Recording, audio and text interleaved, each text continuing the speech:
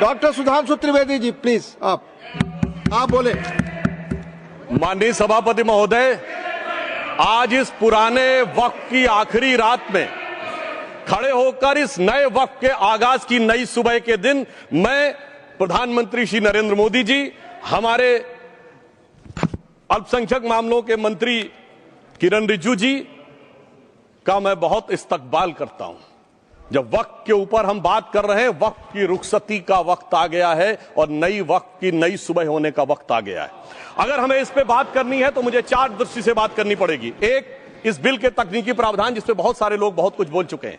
दूसरा है वक्त की अवधारणा। तीसरी है वक्त की राजनीति। और चौथा है वक्त की राजनीति के नाम पर होने वाली वह सांप्रदायिक बनाम सेकुलर की राजनीति।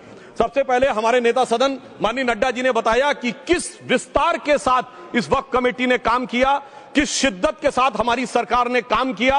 और चाहे वक्त कमेटी के जेपीसी के चेयरमैन हमारे उस सदन के सदस्य जगदम्बिका पाल जी रहे हो, हमारे मंत्री जी रहे हो, सबने जिस शिद्दत से काम किया है, तो उनके लिए मैं माननीय प्रधानमंत्री जी अपनी सरकार की तरफ से कहना चाहता हूं कि उन्होंने एक इबादत के भाव से काम किया है।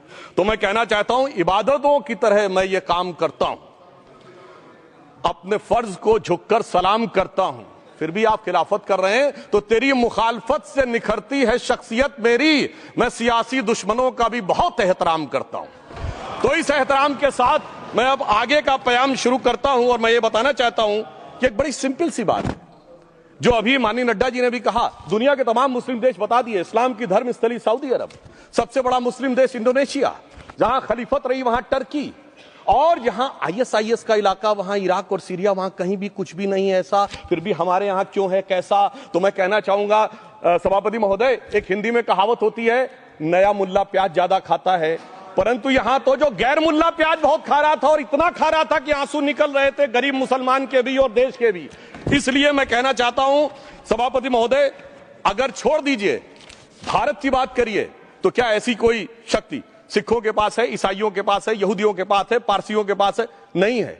छोड़ दीजिए, इस्लाम के अंदर आइए। अगर इतना भाईचारा है तो ये सुन्नी वक्फ बोर्ड और शिया वक्फ बोर्ड अलग क्यों है मेरे भाई? जमीन पे एक दूसरे पे एतबार नहीं है, सिर्फ सियासत के लिए साथ में आने की बात है। ये भी जरा सोचने की बात है। और जो अकलियतों में भी अकलियत है, आगा खानी है, बाकी है, जो बोहरा है, उनकी तो कोई गिनती नहीं है।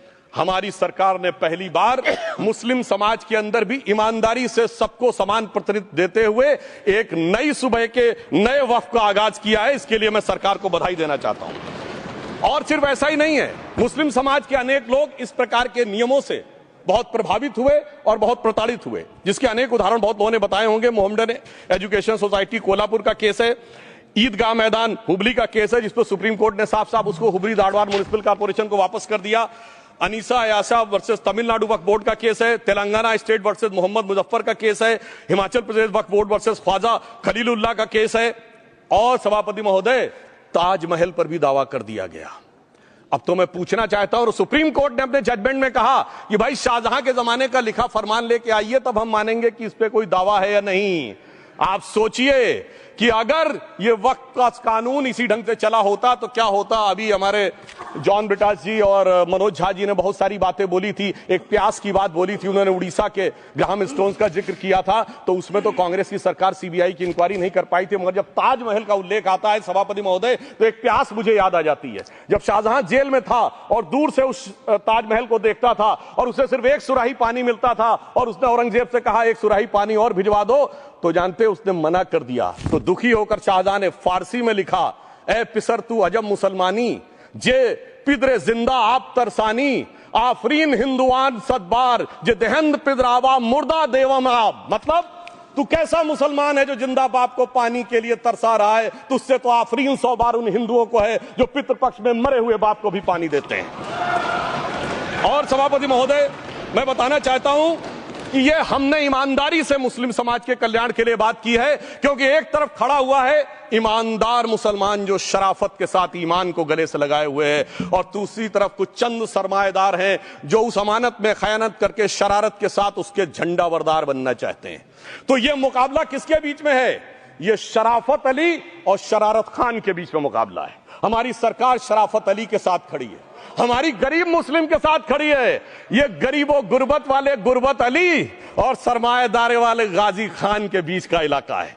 मगर मैं कहना चाहता हूं महोदय, एक बात मैं बहुत स्पष्ट रूप से कहना चाहूंगा, इन जरूरतमंद मुसलमानों की लड़ाई के लिए मैं कह सकता हूं कि ये गरीब मुसलमानों के दिल की कसक और कट्टरपंथी वोट के ठेकेदारों के मन की ठसक के बीच में हमारी सरकार ने उस कसक का साथ दिया है, जिसके लिए मैं मानता हूं गरीब और पसमानदा मुसलमान निश्चित रूप से उनका आभारी होगा।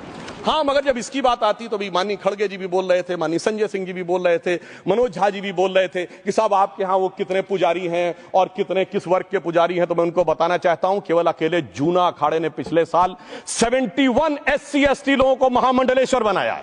अरे आपको हमारे सदन में बैठे हुए बाल योगी उमेश नाथ जी नहीं दिखते? वैसे तो कहा जाता है जात ना पूछो साधु की, मगर मैं बताना चाहता हूं विश्व हिंदू परिषद के 50,000 से अधिक पुजारी ट्राइबल्स में जो शेड्यूल कास्ट है जो काम कर रहे हैं। मगर मैं हद अदब से पूछना चाहता हूं, बताइए मुल्ला मौलवी मुफ्ती मुकर्रम बारी हाफिज में से कितने पसमंदा हैं? उसमें कितने जुलाहा अंसारी घोसी बताइए मिरासी कितने हैं? बाकी छोड़िए, पर्सनल लॉ बोर्ड में है क्या? अरे वक्फ बोर्ड में है क्या? इसीलिए मैं कहता हूं खुद मियां फजीहत दूसरों को नसीहत। अगर ईमानदारी से बात करनी है तो उस पर आगे। मगर मैं एक बात और कहना चाहूंगा कि हमारी जो सरकार ने नाम दिया है, इसको उम्मीद नाम दिया है, और यह उम्मीद है किसके लिए? उस ईमानदार मुसलमान के लिए और देश के हर खास व आम के लिए यह उम्मीद है। मगर सभापति महोदय, कुछ लोग वो हैं जो उम्मा का ख्वाब पाले हुए थे। उम्मा शायद हमारे बहुत से लोग समझते हो ना समझते हो, पूरी एक एंटायर जो इस्लामिक खलीफत और राज होता है उसको उम्मा कहते हैं। उम्मीद वालों को तो उम्मीद की नई रोशनी दिख रही है, उम्मा वालों की उम्मीद पे पानी फिर रहा है। तो ये उम्मीद और उम्मा के बीच का भी मामला है। परंतु मैं ये भी कहना चाहूंगा सभापति महोदय, इसके बाद सिर्फ ऐसा ही नहीं था, प्रॉपर्टीज के ऊपर तमाम सरकारी प्रॉपर्टीज पे जिसमें बहुत डिटेल में हमारे साथी लोग गए, मैंने डिटेल में नहीं जाना चाहता। भोपाल का विषय है, हैदराबाद का विषय है, मुंबई का है, लखनऊ का है, पटना का है, बहुत प्रकार से है। माननीय लालू प्रसाद यादव जी का विषय जब बताया गया था तो बहुत ज्यादा हमारे मनोज झा जी बोल रहे थे, तो अब मैं उसके डिटेल में नहीं जाना चाहता हूं। सबने वो वीडियो देखा है। बस एक लाइन में उनके लिए कहना चाहूंगा, वो कुछ भी बोल रहे हैं, जिसे कहते हैं बिगड़ी बात बने नहीं, लाख करो किनकोए, रहीमन बिगड़े दूध को मथे न माखन होए। अब जो बोलना था वो बोल चुके, सबके सामने वो आ चुका। अब एक बात और है, दूसरे धर्म स्थलों के बारे में विषय आता है, तो मैं याद दिलाना चाहता हूं केरला के कैथोलिक चर्च ने 31 मार्च 2025 को जो लिखा, सिर्फ उसकी लास्ट की 2 लाइन बोलना चाहता हूं। We request the central government to get the amendment bill passed as early as possible so that the tears of thousands of suffering people in the place like Munambam can be wiped out only by a legal amendment that can provide a permanent solution to their suffering. We urge all the MPs from opposition party to support the bill so that the historic legislation can become unanimous. मगर सभापति महोदय, ये अल्पसंख्यकों की बात करने वाले जब अल्पसंख्यक की बात आती तराजू पे तौलते हैं, किसका वेट ज्यादा है, किसकी धमक ज्यादा है, किसकी खनक ज्यादा है, फिर तय करते हैं कि माइनॉरिटी के साथ आना है, किस माइनॉरिटी के साथ नहीं आना है। और मैं एक और बात कहना चाहता हूं, तमिलनाडु के तेरी मंदिर की बात आई, यमुनानगर में गुरुद्वारे की बात आई, केरल में क्रिश्चियन कम्युनिटी की जमीन की बात आई। बहुत सारे लोग प्लेसेस ऑफ वर्शिप के एक्ट की बात करते हैं, तो as per places of worship act Tamil Nadu का मंदिर का तो स्टेटस नहीं चेंज हो सकता भाई। 15 अगस्त 47 के बाद किसी प्लेस ऑफ वर्शिप का स्टेटस नहीं चेंज हो सकता, तो वक्फ बोर्ड को क्लेम फॉरफिट कर देना चाहिए, because it is in contrast to the places of worship act. परंतु अब सुनिए, यही गुरुद्वारे के बारे में भी होना चाहिए। मगर सभापति महोदय, चाहे वक्फ बोर्ड का एक्ट हो, चाहे प्लेसेस ऑफ वर्शिप एक्ट हो, एक ही को फायदा होना है, जिसे कहावत में कहते हैं खरबूजा छुरी पर गिरे या छुरी खरबूजे पे गिरे, आखिर में कटना भगवे रंग के खरबूजे को ही होता है। अब मैं यह भी बताना चाहता हूं कि इन संपत्तियों के द्वारा जो कुछ हुआ, उन्होंने इतनी चीजों को लिया है, इतनी चीजों को लिया है। एक पुराना उर्दू का शेर है कि मिटे नामियों के निशान कैसे कैसे, और ये जमीन खा गई आसमां कैसे कैसे। इस जमीन ने कैसे कैसे लोगों को अपने में समा लिया, इसकी तमाम तारीख गवाह है। अगर मैं इसमें बहुत डिटेल में जाऊंगा तो सदन का बहुत सारा वक्त जाएगा, परंतु मैं एक बात यह कहना चाहता हूं कि जब इतना ज्यादा आगे बढ़ गया तो फिर कोर्ट ने आगे इंटरवेंशन करना शुरू किया। मैं डिटेल में नहीं जाना चाहता हूं। अभी कार्तिकेय शर्मा जी ने बहुतों ने बोला सैयद फसल का case versus union of government, Allahabad high court के केस को कहा, मगर Bashir versus state of West Bengal case में उन्होंने बहुत क्लियर कट कहा है कि waqf is not a religious religious denomination in accordance with Article 26 of the Constitution, so the matter relating to the restricting the economic, financial, political and other sectoral activities that may be associated with religious practice under Article 25(2)(a) of the Constitution can be regulated by the state. तो मुझे लगता है अब इसके बाद कोई किंतु परंतु का स्कोप नहीं रह जाना चाहिए।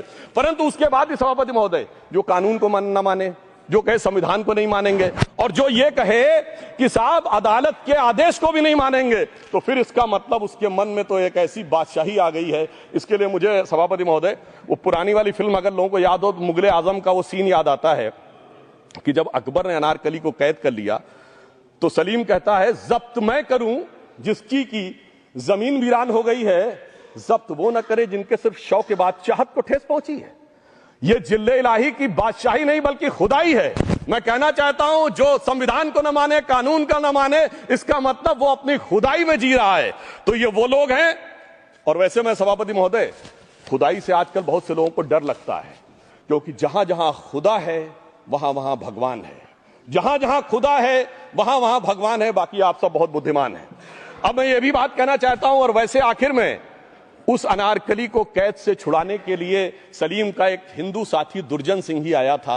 मैं कह सकता हूं कि वक्फ की इस मुकद्दस जमीन को अगर कैद करके रखा है तो उन चंद लोगों ने जिनके दिमाग आज भी उन चीजों में भरे हुए हैं कि कोई समझता हम तो किसी जमाने में हुक्मराने वक्त थे, कोई कहता हुजूर नवाब थे, कोई कहता बादशाह आलमगीर थे, कोई कहता है बादशाह गाजी जिंदा पीर थे।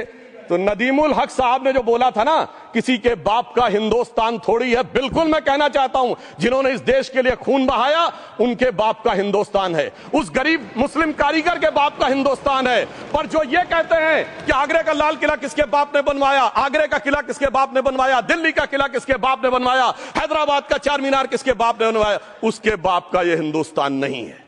और उसके बाद भी जो आप करना चाहते हैं, अगर इस रास्ते में आप कांटे बिछाना चाहते हैं तो उनके लिए एक लाइन कहना चाहता हूं सभापति महोदय, तेरी तमन्ना है पर हम खार न बोने देंगे, खार कांटों को कहते हैं, तेरी तमन्ना है पर हम खार न बोने देंगे, तुझे हम राह की दीवार न होने देंगे, तू सबको रौंद कर आगे जो निकलना चाहे हम तेरी इतनी भी रफ्तार न होने देंगे। और इसीलिए हमारी सरकार ने इस विषय के ऊपर एक सही और सटीक प्रयोग करने का प्रयास किया है। मैं दूसरी बात यह भी बताना चाहता हूं, हमारे डीएमके के तिरुचि शिवाजी ने अनायास अकारण यह बात बोली थी कि उस समय जब जिन्ना का उल्लेख करते हुए उन्होंने कहा कि पार्टीशन के समय, तो मैं उनके सुलभ संज्ञान के लिए बता देता हूं, 1946 की कॉन्स्टिट्यूएंट असेंबली में मद्रास प्रेसिडेंसी में 30 आउट ऑफ 30 सीट जो थी वो मुस्लिम लीग ने जीती थी विद 95% ऑफ वोट्स, और एक भी मुस्लिम वहां के बाद बाहर नहीं गया। इसलिए मैं ईमानदारी से कहना चाहता हूं, फैक्ट को समझिए। और जो मद्रास प्रेसिडेंसी के मुस्लिम लीग के अध्यक्ष थे और पीजे पोकर साहब बहादुर और मोहम्मद इस्माइल, वही बाद में इंडियन यूनियन मुस्लिम लीग के अध्यक्ष बने, और उन्होंने 28 अगस्त 1947 को सेपरेट इलेक्टोरेट मांगे, जो कोई जाके कॉन्स्टिट्यूएंट असेंबली की डिबेट में पार्लियामेंट किया। आप वेबसाइट पे पेज नंबर 270 पे जाके पढ़ लीजिएगा। सरदार पटेल ने बड़े गुस्से में इस बात को कहा, अब जो हो गया सो हो गया, एक रात में दिल नहीं बदल गया, मगर अब देश के लिए कैसे आगे बढ़ना है उसके लिए ईमानदारी से आगे आओ। और खैर मैं अंबेडकर जी और पटेल जी के बहुत सारे वो कोट कर सकता हूं, सारी बातों को छोड़िए। मगर अफसोस की बात यह है सर कि अभी मनोज झा जी ने बोला था हम में से कोई शक है, कोई हूण है और ये करिए। अरे भैया जमाने चले गए, अब जेनेटिक सीक्वेंसिंग का जमाना आ गया है। और जेनेटिक सीक्वेंसिंग ने क्या प्रूव किया है, दुनिया के सबसे बड़े मुस्लिम देश इंडोनेशिया के राष्ट्रपति आए थे और राष्ट्रपति भवन में उन्होंने डिनर के दौरान कहा कि few weeks back I got my genetic sequencing done and I was told that I am an Indian GDN. अरे साहब कहां गुलामी की मानसिकता में पड़े हुए हैं सभापति महोदय।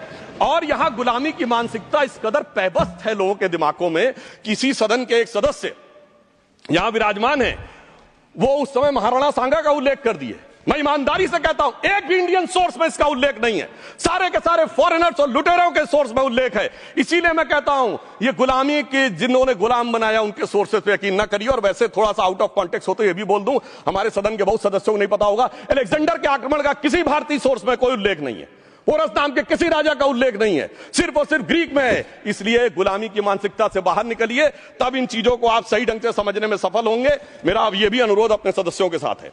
वक्त की अवधारणा के बारे में बहुत कुछ बोला जा चुका है कि ओरिजिनली कहां से आया, पर मैं इतना कहना चाहूंगा, सबसे पहले वक्त का उल्लेख आता है जब ससनिड एम्पायर को खलीफा उमर ने कैप्चर किया तो आज का जो सदन इराक है उसके इलाके को उन्होंने वक्फ डिक्लेयर किया और वो स्टेट के द्वारा कंट्रोल होता था। स्टेट के बारे में माननीय नड्डा जी ने अभी बताया कि बड़े बड़े देशों में किस ढंग से होता था। सर सैयद अहमद खान ने भी वक्फ को मूल इस्लाम का हिस्सा न मानते हुए इसके लिए मुजार शब्द कहा है जो शरिया के अंतर्गत आता है, और इसी के लिए उन्होंने फतवा आलमगीरी को भी कोट किया था। और इसीलिए 1894 की जो प्रिवी काउंसिल का जजमेंट जो आया था वो वक्फ अल औलाद के खिलाफ आया था। मगर सभापति महोदय 1906 में कलकत्ता कांग्रेस अधिवेशन में कांग्रेस ने प्रस्ताव पारित किया कि प्रिवी काउंसिल के जजमेंट में कुछ गलती है, इसे बदलना चाहिए, क्योंकि 1904 में जिन्ना कांग्रेस को ज्वाइन कर चुके थे। इसलिए मैं कहना चाहता हूं फिर 1913 में वो जजमेंट बदला गया। हमारे सदन के बहुत से सदस्यों ने इस सदन और दूसरे सदन में बोला है, मैं एक सेंटेंस बोलता हूं, लगेगा जैसे वही लोग बोल रहे हैं। वर्ड ये है, कोट है, since the bill was introduced to administer the Muslim law for मुसलमान, so the question of public policy does not arise.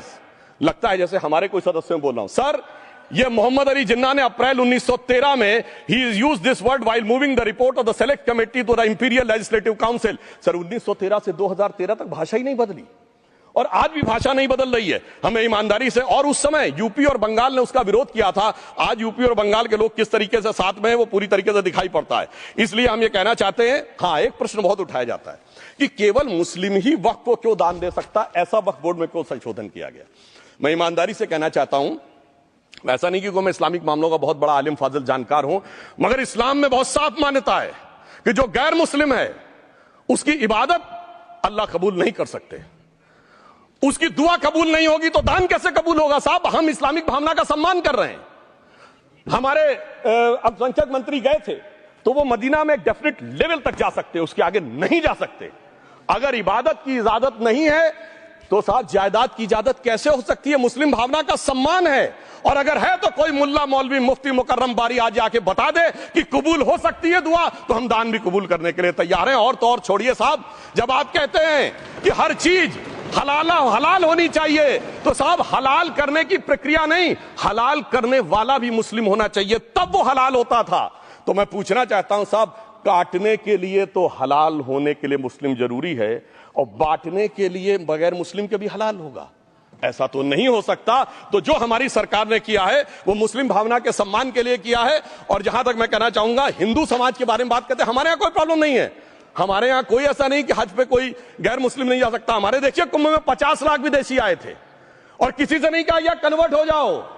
इसलिए मैं कहना चाहता हूं, हिंदुइज्म की धारणा और बाकी धारणा का जो तुलना करने का प्रयास करते हैं वो बहुत उचित नहीं है। मगर सभापति महोदय, इस वक्त ने कई अद्भुत नजारे दिखाए। इस्लाम में जो काफिर से ज्यादा मुशरिक और शिर्क को बुरा माना गया, नहीं जो भगवान को माने ही नहीं। यहां देखिए वो लेफ्ट के लोग जो कहते धर्म एक अफीम है, वो आज खुदाई खिदमतगार बन के खड़े हो गए। सोचिए कैसा बदलाव आया है।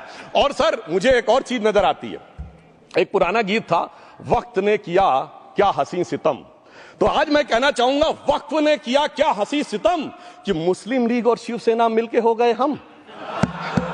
और मैं कहना चाहता हूं, ये मुस्लिम लीग वो है जिसने सेपरेट इलेक्टोरेट की मांग की थी, और इस शिवसेना के उबाटा के हमारे इस सदन के एक सदस्य हैं। और सर, हमारे साथ मुरली जी बैठे हैं, मुरली देवड़ा जी ने मुझे याद दिलाया, उन्होंने मिलिंद देवड़ा जी ने याद दिलाया, उन्होंने कहा एक जमाने में उन्होंने कहा था मुस्लिमों की नागरिकता छीन लेनी चाहिए। इसीलिए मैं कह रहा हूं, वक्त ने किया क्या हसी सितम, ये दोनों मिलके हो गए हम। और मैं इसके बाद एक टेक्निकल बात करना चाहता हूं। जब इन्होंने टाइम ड्यूरेशन हटा दिया था और बैक में पीछे जा सकते थे, तो मैं पूछना चाहता हूं सर कि जब ब्रिटिश हुकूमत आई तो उसने तो मुगलों सारी हुकूमत ले ली थी, तो उनका मालिकाना हक कैसे हुआ। सर, 1707 के बाद तो इस्लामी हुकूमत दिल्ली से खत्म हो गई थी। एक आखिरी मुगल बादशाह शाह आलम के लिए तो बोला जाता था सल्तनते शाह आलम दे लाल किले ते पालम, यानी आज का IGI एयरपोर्ट। तो साहब उसके बाद ये गुजरात के सूरत से लेकर लखनऊ तक उनका मालिकाना हक निकलने कहां से लगा।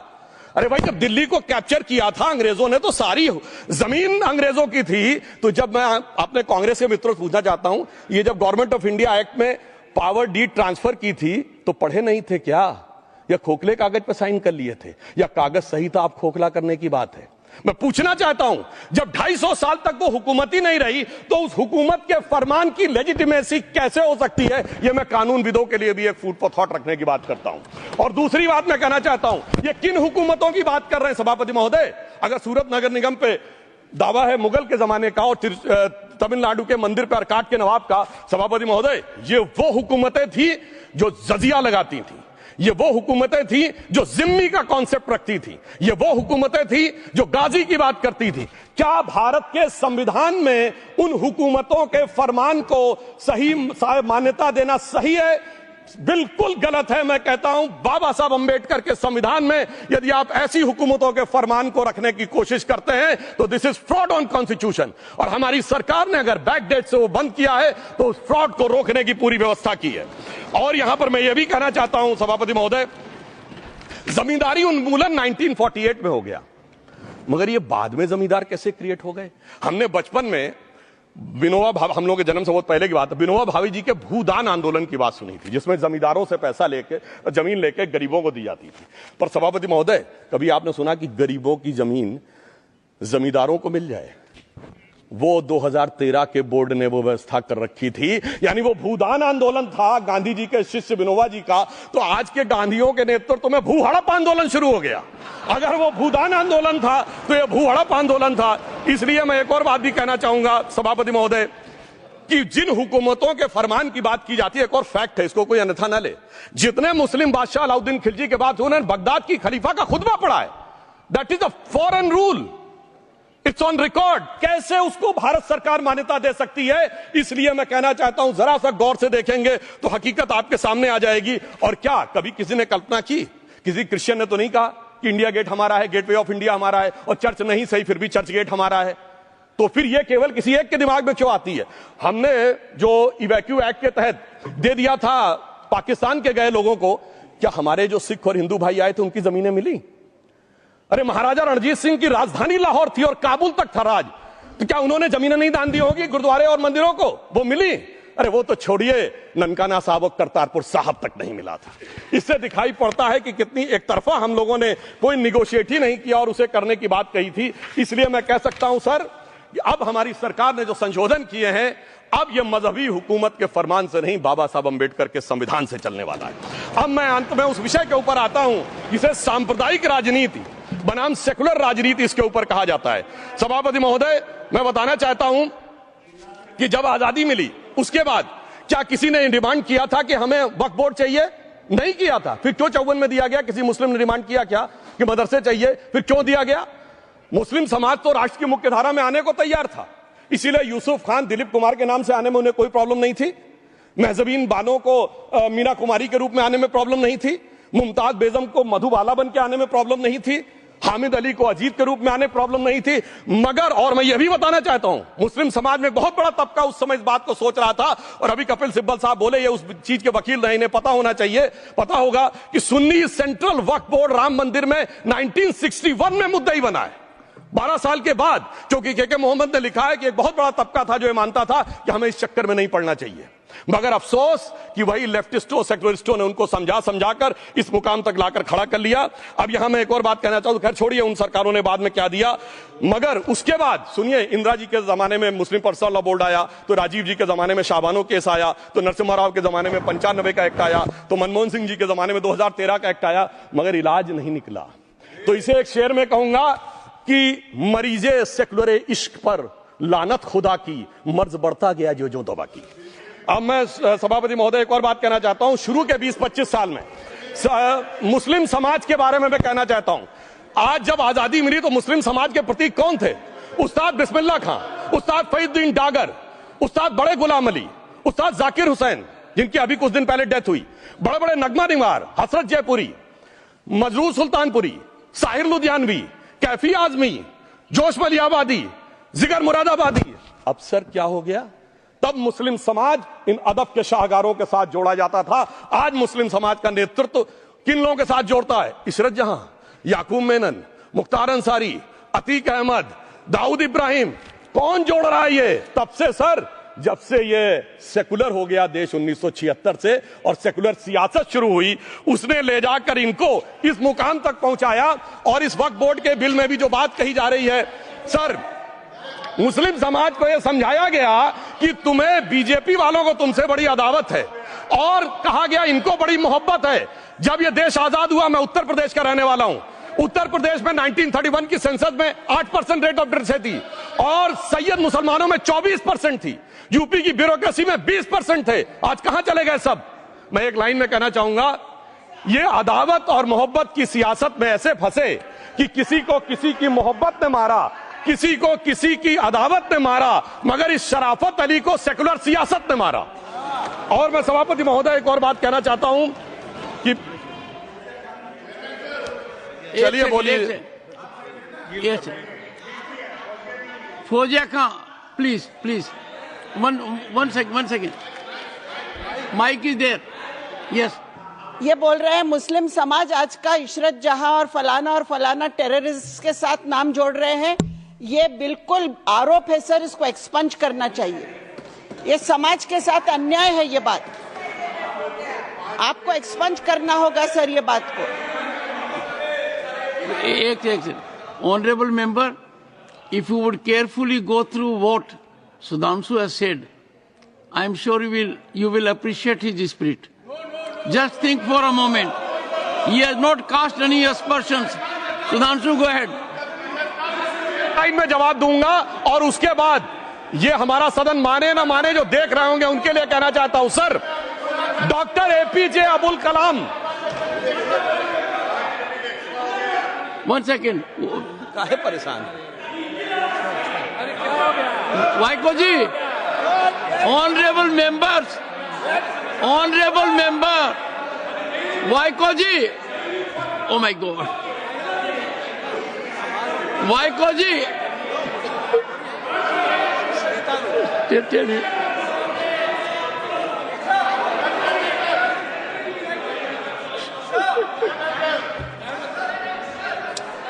ऑनरेबल एसएम को जी हिंदी समझ रहे हैं।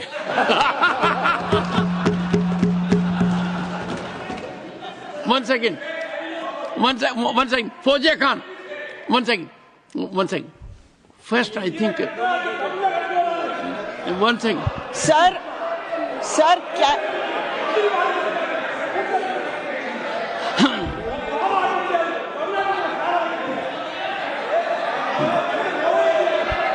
sir, community cannot be stigmatized. Yes, sir. An entire community cannot be branded like this. Fauziya Khan ji, I'll come to you. I'll give you the opportunity. Honorable Finance Minister. But one line is said. One line. No, one nimisham irungappa, please. He might be very emotional, sir, but that one line he said is objectionable, and I will seek your indulgence to remove it. He said, Tamil Nadu la kaaluvai paakren. You enter Tamil Nadu, I'll see you. No good. No good. இல்ல தப்பது தப்பு. அப்படி சொல்லக்கூடாது. நீங்க அப்படி பேசுறது தப்பு. நீங்க அப்படி பேசுறது ரொம்பவே தப்பு. இந்த நாட்டுல யார் வேணாலும் எங்க வேணாலும் கால் வைப்போம். யாருக்கும் அதிகாரம் இல்ல ஒரு உயிர் மேல. Honorable Finance Minister. So sir, this is atrocious. You set foot in Tamil Nadu and take care. What is that language? We have a Home Minister after a long time who has brought about changes unthinkable. What he said, you can be fully assured. Yes, Honorable Home Minister. Yes, Jairam ji. Minister, please. If the Honorable Finance Minister has found a statement objectionable, Jairam ji, the statement of the Honorable Member stigmatizing a whole community is objectionable. Oh. And what is worse is the chairman lending respectability to that view. Oh my. That is even worse. Honorable that is even worse. मान्यवर, सुधांशु जी ने मुसलमानों के लिए कुछ नहीं किया है, India alliance के लिए किया है। अब मैं एक एक कर बता देता हूं। अरे सुनो ना भाई, आप सुनो तो। अरे दिग्विजय सिंह सुनिए, मैं खड़ा हूं ना अपने पैर पर। मान्यवर, सुधांशु जी ने कहा इशरत जहान, यही एनसीपी पार्टी ने इशरत जहान के घर पर जाकर रुपयों का इनाम भी दिया था और उसको शहीद बताया था। दूसरा कहा अतीक अहमद किस पार्टी से थे? इंडिया अलायंस की। दूसरा कहा अंसारी किस पार्टी से? कांग्रेस और इंडिया अलायंस के। ये सारे नाम आपके साथ जुड़े हैं भाई। उल्टा उन्होंने तो मुसलमान कम्युनिटी से तो ढेर सारे शायरों का नाम दिया जिन्होंने साहित्य की सेवा की और ढेर सारे साहित्य की रचना की। मन Sudhanshu, he's not yielding now. Sudhanshu. सबसे पहले मैं तमिलनाडु का जवाब देना चाहता हूं। Yes. सभापति महोदय, तमिलनाडु से ही डॉक्टर एपीजे अबुल कलाम थे और मैं सारे सदन से कहना चाहूंगा डॉक्टर कलाम का नमाज जनाजा और याकूब मेनन का नमाज जनाजा एक ही दिन हुआ। कितने लोग याकूब मेनन के नमाज जनाजा में गए और कितने डॉक्टर कलाम के नमाज जनाजा में गए? डॉक्टर कलाम मेमोरियल पे कितने लोगों की फोटो है? दिखाएं मुझे, सोशल मीडिया पे पोस्ट की हो। मगर अफजल हालात का मारा था आपके एक मंत्री का ऑफिशियल ट्वीट है, वो इस सदन के सदस्य नहीं तो मैं नहीं बोल रहा हूं। याकूब मेनन की जुडिशियल किलिंग हुई आपके एक नेता का, मिनिस्टर का ऑफिशियल ट्वीट है, सदन के सदस्य नहीं है इसलिए नहीं बोल रहा हूं। और सर 26/11 आरएसएस ने कराया, सदन के सदस्य बैठे हुए हैं। हाफिज साहब और सुनिए जाकिर नायक शांति का मसीहा सदन में सदस्य बैठे हुए हैं। सर किसने जोड़ा? मैं नहीं कह रहा हूं जोड़ा, हमने किससे जोड़ा मैं बताना चाहता हूं। मैं अपनी बात, सर मैंने नाम किसी का नहीं लिया। सर आपने उड़ता तीर क्यों पकड़ लिया? सर मैंने नाम नहीं लिया, उड़ता तीर क्यों पकड़ लिया? सर मैं पूरी बात करूं। सर मैं कहना चाहता हूं हमारी सोच मुस्लिमों के बारे में और इनकी सोच में क्या अंतर है। देखिए जिन लोगों ने मुस्लिम हिस्ट्री नहीं पढ़ी उन्हें मैं बताना चाहता हूं। एक दो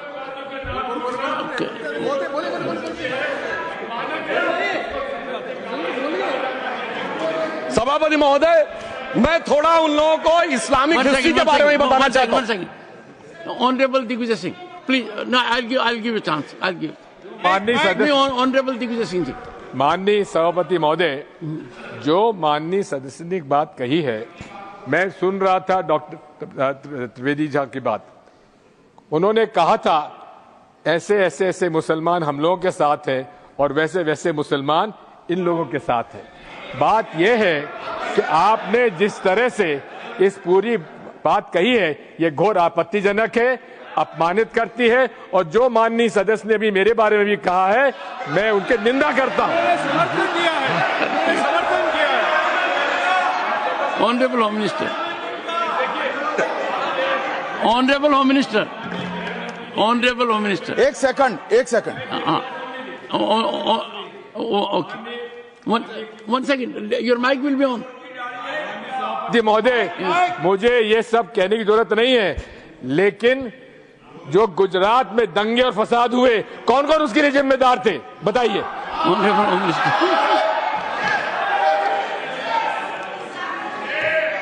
मान्यवर, मैं ध्यान से बारीकी से पूरे संवाद को सुन रहा हूं।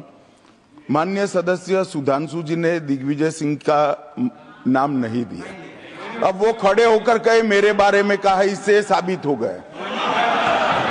और अभी भी मौका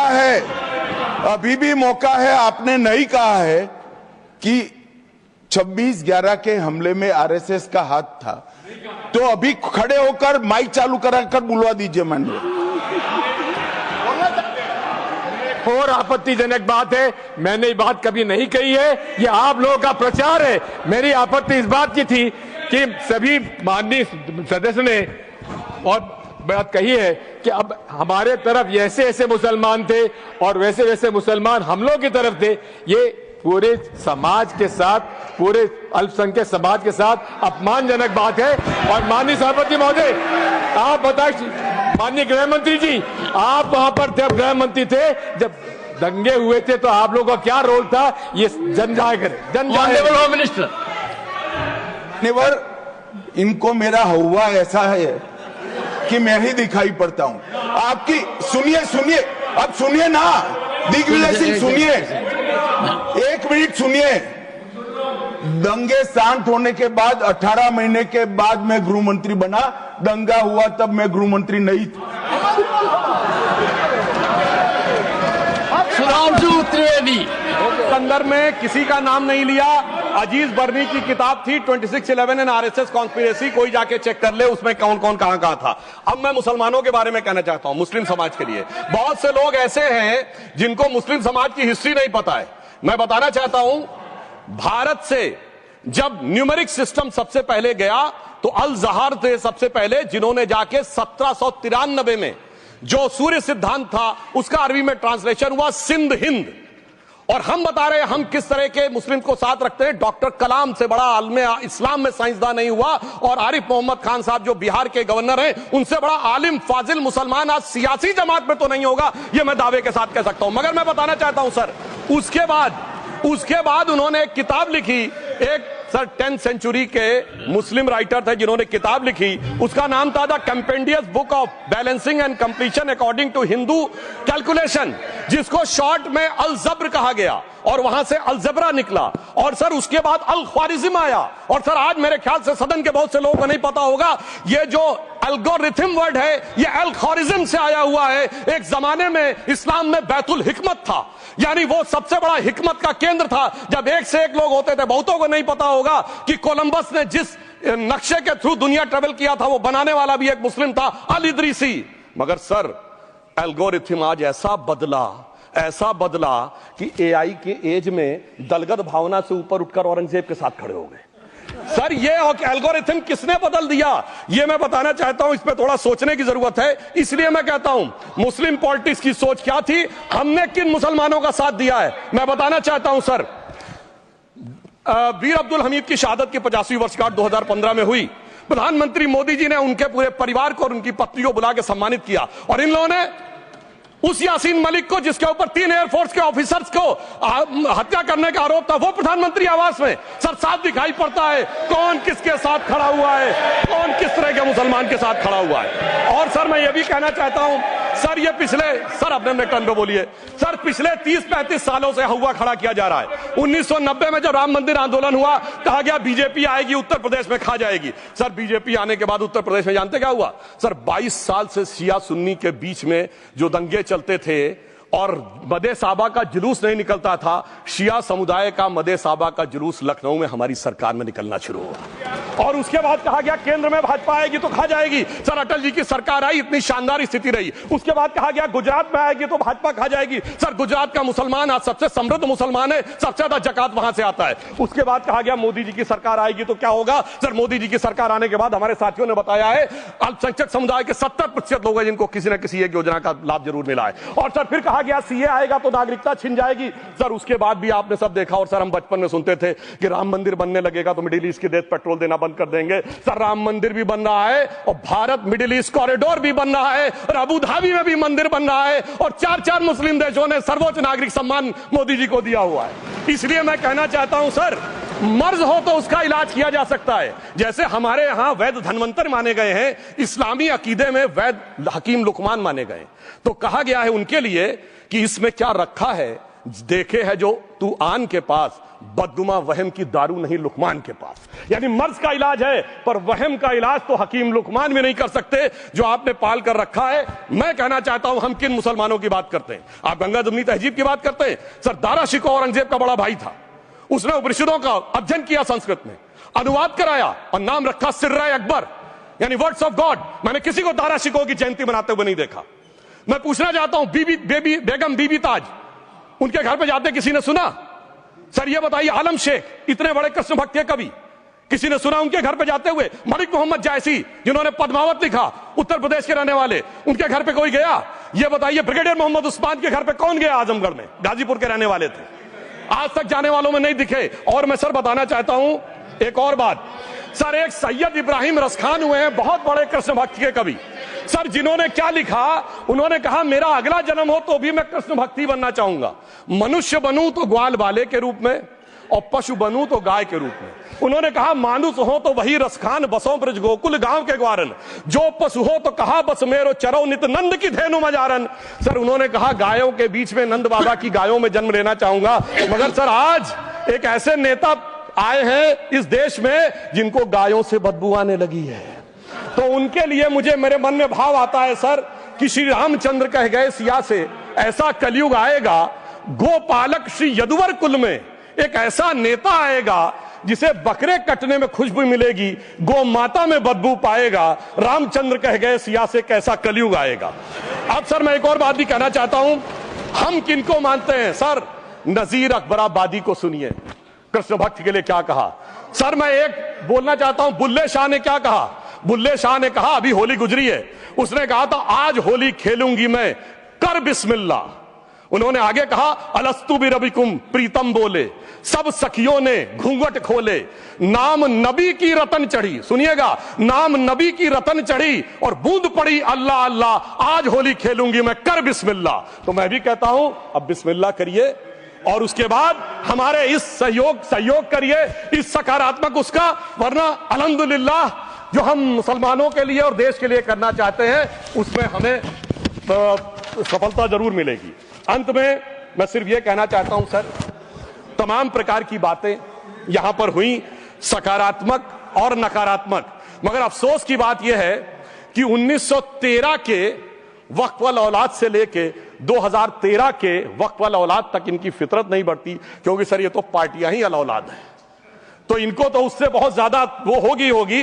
पर मैं सिर्फ अंत में कहना चाहता हूं सर, अपनी सोच बदलिए। आप जिस कश्ती पे सवार होकर इस दरिया को पार करने की कोशिश कर रहे हैं, पिछले 75 साल में नहीं कर पा रहे हैं, 10-12 साल में बहुत हिचकोले खा रहे हैं, तो कश्ती और रास्ता बदलिए। तो इनके लिए अंत में एक पंक्ति कहते हुए बात समाप्त करना चाहूंगा कि इन्होंने कश्ती भी नहीं बदली, दरिया भी नहीं बदला, पर इन डूबने वालों का जज्बा भी नहीं बदला, पर है शौक के सफर ऐसा, एक उम्र हुई हमने, मंजिल भी नहीं पाई, रास्ता भी नहीं बदला। अब अगर नई मंजिल पानी है, नई मंजिल की नई सुबह देखनी है, तो मैं कहना चाहता हूं आइए सबको साथ लेकर चलिए।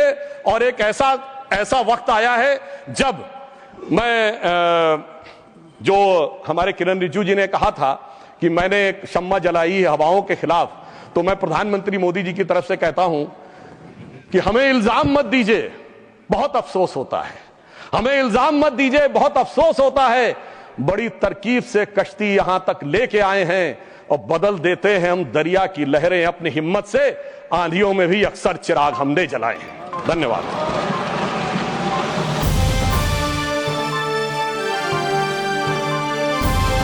समाजकारण, प्रशासन आणि राजकारणातल्या अचूक विश्लेषणासाठी बखर लाईव्हच्या सोशल मीडिया प्लॅटफॉर्म्सना लाईक, फॉलो आणि सबस्क्राईब करा।